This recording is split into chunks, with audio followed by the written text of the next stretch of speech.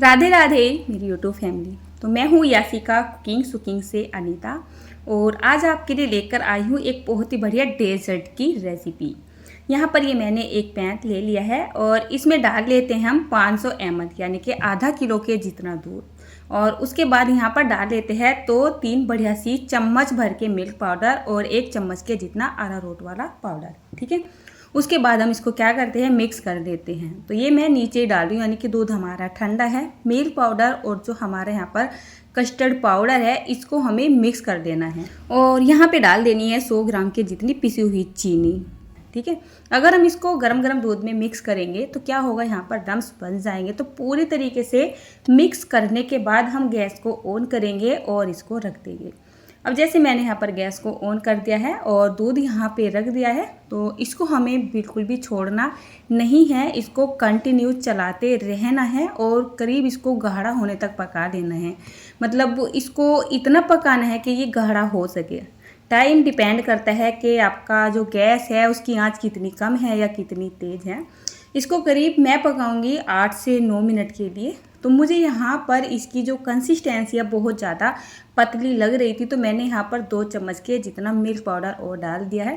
Measurement कुछ भी नहीं है इस रेसिपी का, थोड़ा सा आपको बस ये ध्यान रखना है कि आपको ये जो एक रबड़ी टाइप बनाना है ये केवल गाढ़ा होना चाहिए। मेरे पास यहाँ पर दूध कम था, इसी वजह से मैंने मिल्क पाउडर का इस्तेमाल किया है।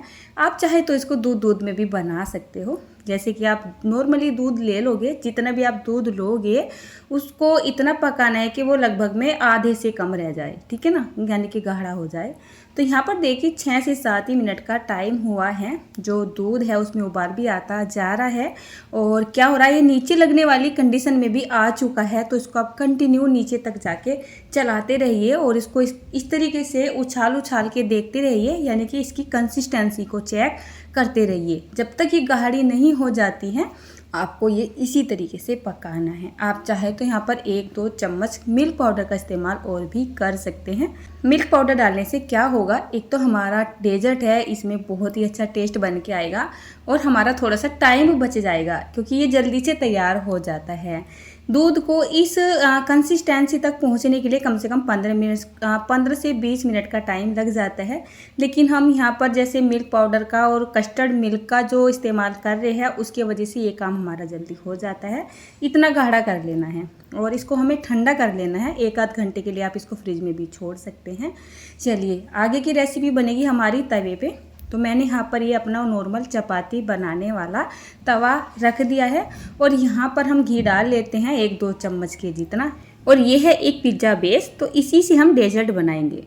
घी कम ज़्यादा आप अपने हिसाब से यहाँ पे लगा सकते हैं, ऐसा नहीं है कि आपको बहुत सारे घी की ज़रूरत होगी।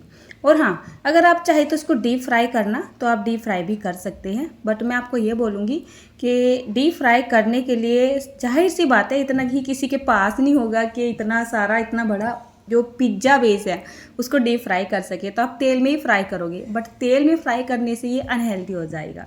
तो मेरी माने तो आप तवे पे थोड़ा सा घी डाल के इसको बस सेक लीजिए, यानी इसका जो कच्चापन होता है ना वो निकाल देना ज़रूरी है।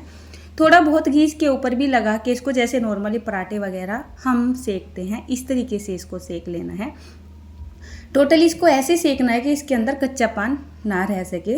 जैसे हम जो ब्रेड वगैरह लाते हैं अक्सर उनको सेक के खाते हैं, कच्ची नहीं खाते हैं। वो क्या होता है, मतलब ये नुकसान भी दे सकती है।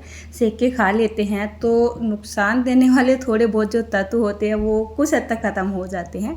और वैसे तो ऐसी चीज़ें डेली डेली नहीं खाई जाती है और ना ही खानी चाहिए, क्योंकि ये फुल मैदा की बनी होती है और मैदा की भी कुछ इस तरीके से बनी होती है कि इनको बनाने के लिए जो आटा लगाया जाता है उनमें खमीर वगैरह उठाया जाता है। तो एक तरीके से मैं बोलूँगी कि आटे को ना ख़राब ही कर दिया जाता है और तब ये चीज़ें बनाई जाती है। तो इनको महीने 2 महीने में 6 महीने में खाना चाहिए, ज़्यादा नहीं खाना चाहिए। तो अच्छा सा मैंने इसको 5-6 मिनट के लिए उलटते पलटते हुए सेक लिया था।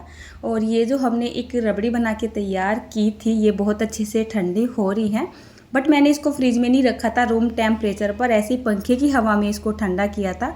तो जो इसकी कंसिस्टेंसी है वो हल्की सी आपको पतली नज़र आ रही है। अगर आप इसको 1 घंटे के लिए फ्रिज में रख दोगे तो ये और भी ज़्यादा गाढ़ा हो जाएगा। बट कुछ मैंने जानबूझ के भी इसको फ्रिज के अंदर नहीं रखा था, क्योंकि मुझे हल्की सी ये पतली ही रखनी थी, क्योंकि बच्चे इसको जब खाते हैं तो उनको बहुत मज़ा आता है, उंगलियों से और जीभ से चाट चाट के खाते हैं, जिस बर्तन में भी इस रेसिपी को खाया जाता है।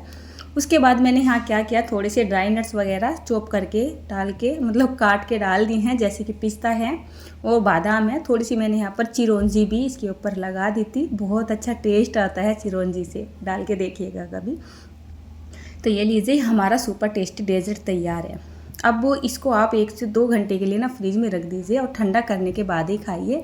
बट मेरे घर का हाल कुछ ऐसा होता है कि मैं कोई भी चीज़ें बनाती हूँ और वो ठंडी करनी होती है, तो बस वो ठंडी करनी मुश्किल हो जाती है, क्योंकि ये जो चीज़ें हैं ना बच्चों को बहुत ज़्यादा पसंद होती है। तो मैं तो साथ के साथ इसको कट करके अपने बच्चों को खाने के लिए दे दूँगी। आप भी अपने घर में इस डेजर्ट को ज़रूर से बनाइएगा। सब इसको ब्रेड से बनाते हैं, मेरे पास ये पिज्ज़ा बेस बचा हुआ था, मैंने इससे बनाया है। आज की ये रेसिपी आपको कैसी लगी? अगर अच्छी लगी तो आप मुझे कमेंट करके ज़रूर से बताइएगा। तो चलिए दोस्तों, मिलती हूँ आपसे एक और अच्छी सी रेसिपी में।